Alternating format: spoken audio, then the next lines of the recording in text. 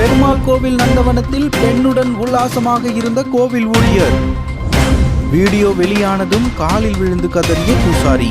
திருச்சியிலிருந்து துறையூர் போகும் வழியில் அமைந்துள்ளது திருவெள்ளரை புண்டகாச பெருமாள் கோவில்.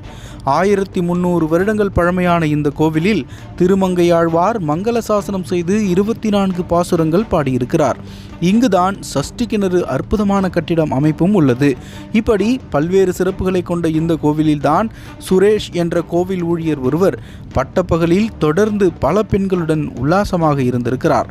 அதுவும் அந்த கோவிலில் உள்ள நந்தவனத்தில் வைத்தே இப்படி செய்திருக்கிறார்.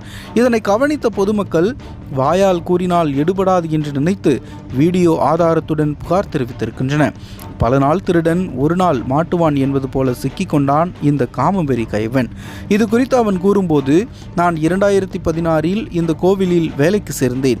இதுவரை என் மீது எந்த ஒரு குற்றச்சாட்டும் கிடையாது.